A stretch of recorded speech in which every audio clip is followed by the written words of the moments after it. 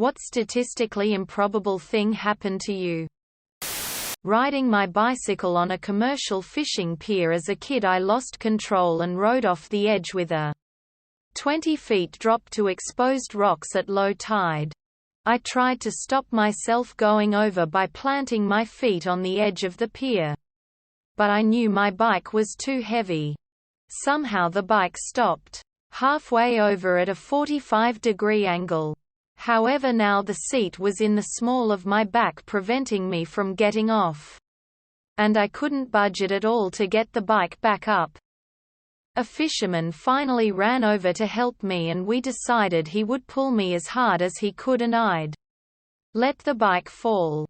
I jumped to the side as he pulled me back to the pier. And it worked. However, my bike was still there, not moving at all. When I examined what had happened, there was a piece of rebar sticking out from the edge of the pier, bent upwards in an L shape. And it passed diagonally through the spokes of my front tire and completely wedged my bike in place. It was the only spot on the 300 feet long pier with anything sticking out. I most certainly did not stop myself and my bike from going over. My dad's birthday was 3-3, my brother is 6-6, mine is 7-7, and my son is 11-11. Lost my house in civil court. Represented myself and won in appeals court twice. Since my case was unique in this state, my cases were published both times. Moving back into my old house soon.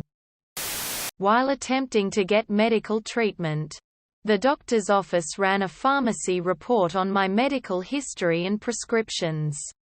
My terminally ill brother, whose full name was only 2 letters different from mine and we had the same address and phone number, was on a shitload of narcotics at the time, and through their search they pulled up his report and thought it was mine. They yelled at me and kicked me out of the office, saying I was just looking for drugs. I was mortified and very upset, and they wouldn't listen to me when I said it was my brother and not me. I ended up calling the pharmacy board, and they called the doctor and explained that since we had the same address, phone number and an extremely similar name, they had to search by social security number.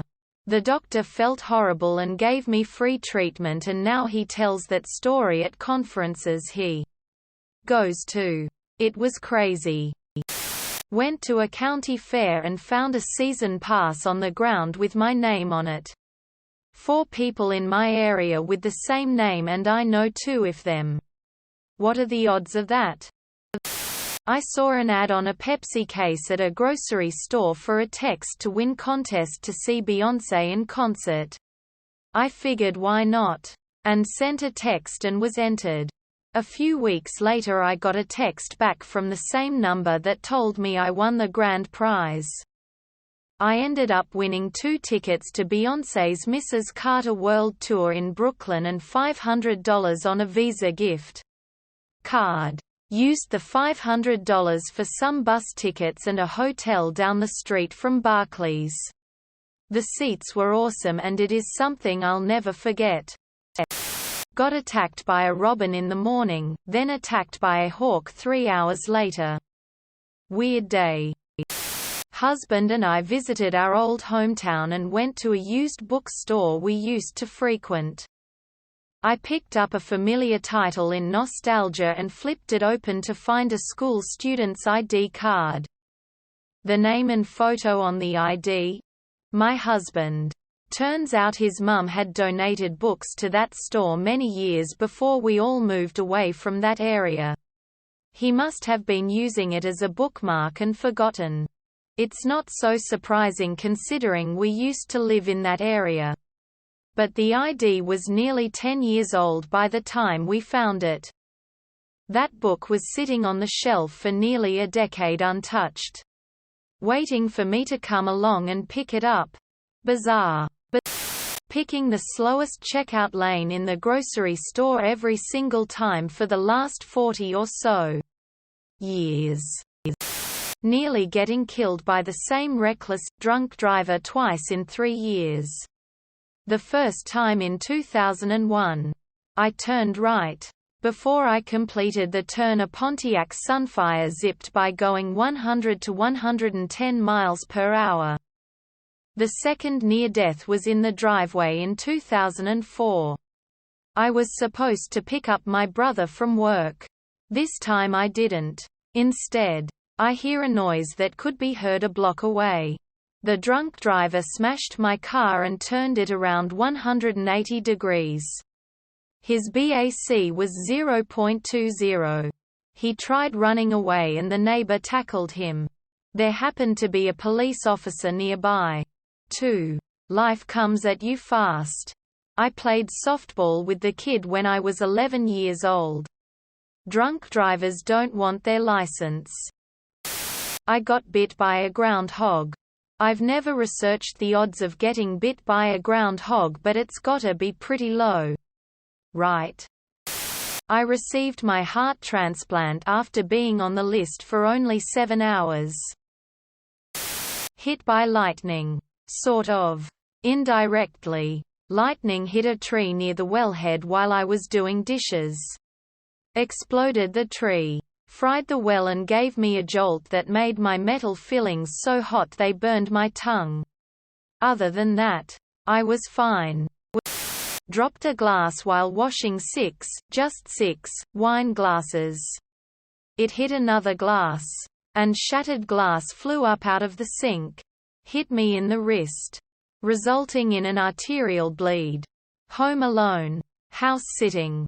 Cell service not available due to a big service fail in the area. Managed to stumble my way off the acreage to the nearest road and a driver was able to call for police and ambulance. Too close. Too damn close. I lost consciousness moments after hailing car for help. If she hadn't stopped. Edit for clarification. To answer questions and to dispel wacky assumptions. You folks are kind. And some of you folks are wildly accusatory. Sigh. Assuming I was drunk on wine. And drunk on the power of using a different wine glass for each drink I had. Lol. I don't drink. The homeowners had had company the night before they left. Hence. The wineglasses. They wouldn't put their expensive, shipped home from Italy during last trip there, glasses in the dishwasher and asked me to wash them. This happened about 4 hours after they left to go to their summer house. There was a massive cell service outage. No. It shouldn't have happened. Read about the 2022 Rogers communication outage. Yeah. I should link it. But I don't know how to do so properly. Apologies. 2. No. They don't have a landline. Yes. It was an arterial bleed. I knew it was bad. Because I've watched and because the blood was spurting up and out all over the counter. The floor. Me. The stove. The hanging pot rack. Etc. I'm a fainter. I quickly slumped down to the floor. Having attempted a tourniquet while repeatedly calling 911. My dominant hand was injured. I'm a fainter. It was bad. I said to myself, out loud, you are not going to be one of those people that dies in a stupid fucking household accident. Now get up and walk to the end of the property and hope a car goes by. I did get up while putting pressure on my wrist and dropping saturated tea towels and adding new tea towels. The blood-stained trail showed I was not steady on my feet and that I apparently tried to get in the car and drive. Blood trail continued down paved drive but also went in circles and onto the grass as I apparently fought against fainting, losing consciousness. First car that drove by wouldn't stop. I can't say I blame them. Woman covered in blood stumbling. They may have been afraid. Car that stopped used in car comms. OnStar. Apple. I dunno. To get help. But she wouldn't get out of her car until I guess she was sure this wasn't a domestic violence. incident and she wasn't putting herself in danger. She would not touch me or help to apply pressure. Just as I was passing out, and if you're a fainter, like I am, then you know when you're going to faint and you know when you've reached the point where you can't do anything to stop it. A woman from another car ran up to me and I asked her to keep pressure on, which she did, using her bare hands and a small rag over my blood-soaked tea towel. She saved my life. She didn't have to do that. And I'm eternally grateful to her. No. I don't know who she is. Police entered the house and cleared it. Apparently believed that this was a possible domestic violence incident and thought the perp, or other victim, or that I was the perp and there was a victim of my actions, might be in the house. They wrote that the scene matched the story. Or something to that effect. The woman who stopped first must have told them I said I'd hurt myself washing dishes, which I'd told her in an effort to get her out of her car and applying pressure to the bleed. Doctors in asked me what happened. Told them. I don't know if they believed me or not. But as per normal protocol, they did ask me if I was safe at home. My license and health card showed I did not live in the area. So maybe then they believed I actually was just the house sitter. I was in the hospital for about 6 to 8 hours. Went back to the acreage. Went to bed. Slept for about 12 hours. Cleaned the blood and glass up the next day. It was bad. Very bad. I no longer use glass containers. I use only plastic cups. I'm still a non-drinker.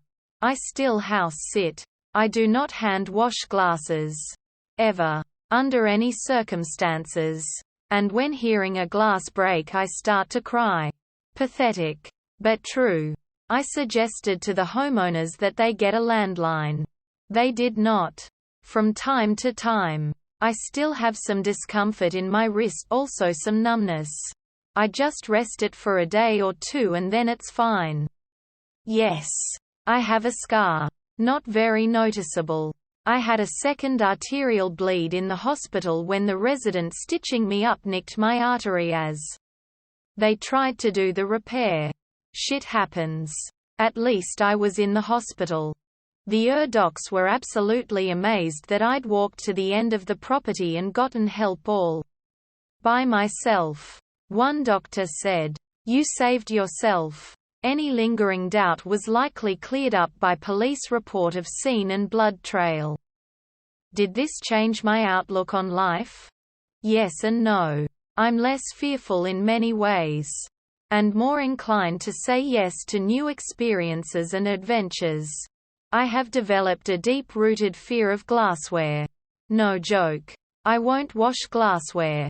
I was already aware of the random nature of life, and death, as my parents died when I was young. And I've had other random shit happen to me. So, I get it. Life is random. Life is fragile. In the face of so much bad luck.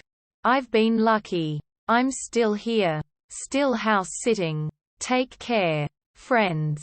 And be careful washing those damn glasses. Edited for brevity and to satisfy someone's unquenchable thirst for paragraphs.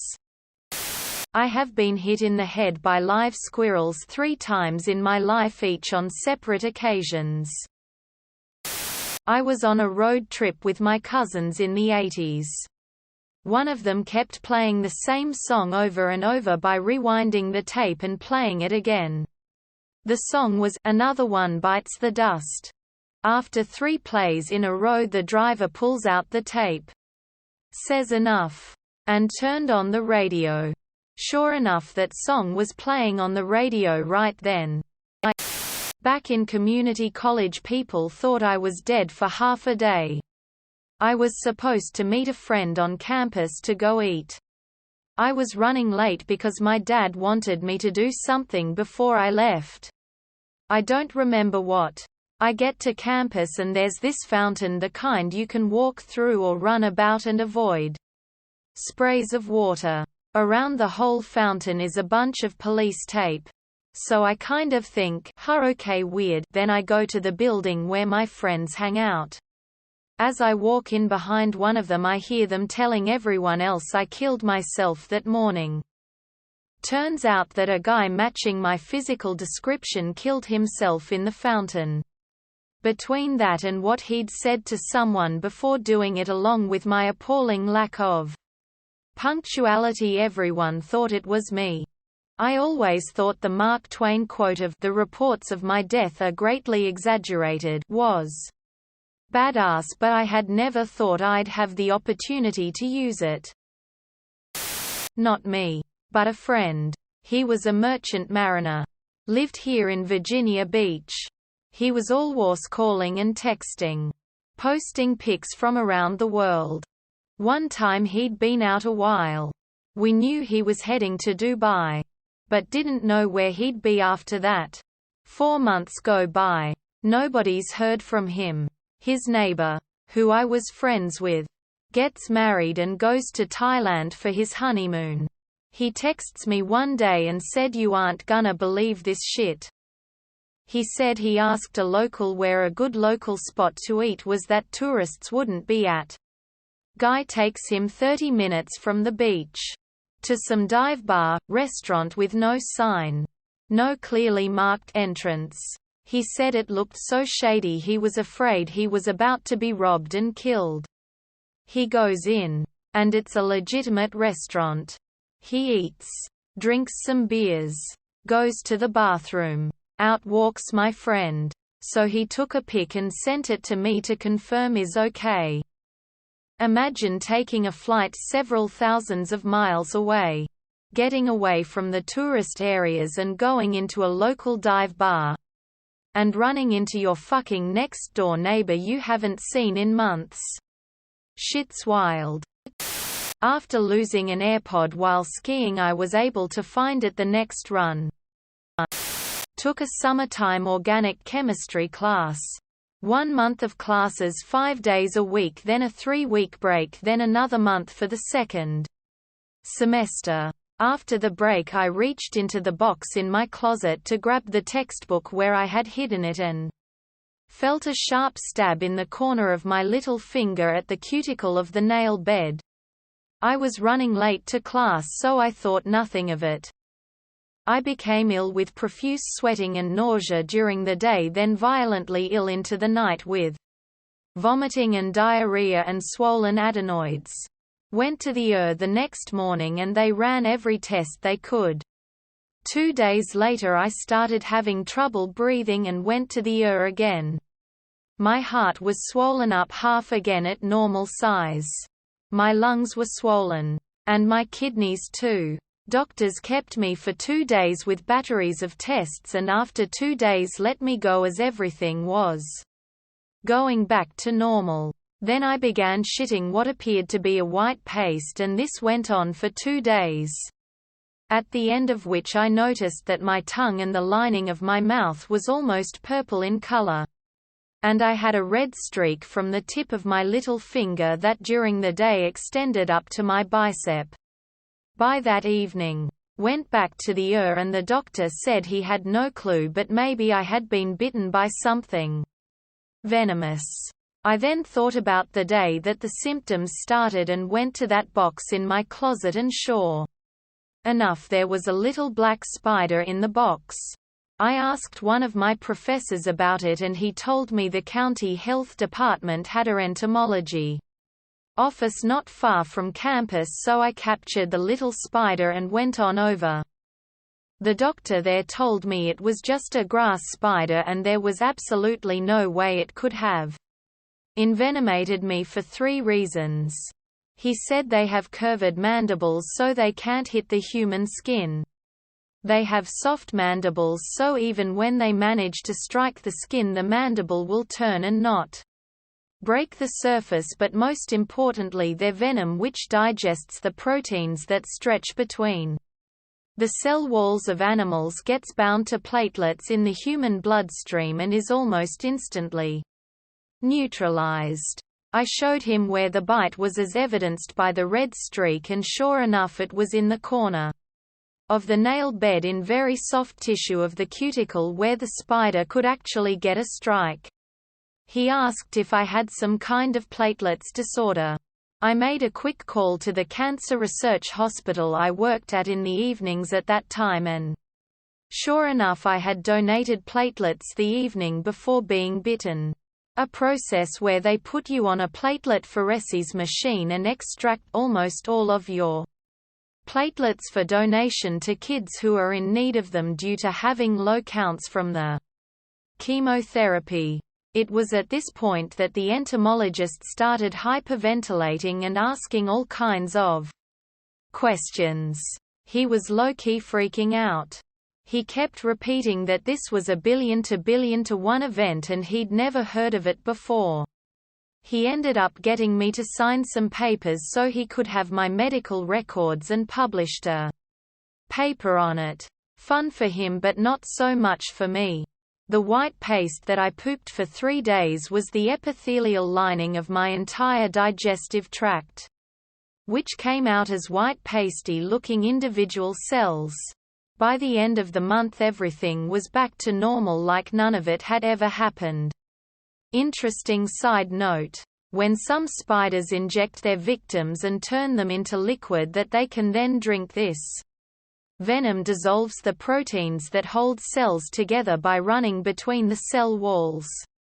These proteins are the only things binding the cells together. Without these proteins we would be reduced to a nasty white almost liquidy paste. Edit. As it has been asked many times in the comments, I do not possess a copy or link to the paper the entomologist wrote. Nor do I remember which journal it was in. This happened in the early 90s and may have never even been out on the internet. Also, I don't know if that journal even still exists. Can't be that many people reading journals on entomology. Also, he was a PhD in entomology and not a medical doctor, so it wasn't in a medical journal.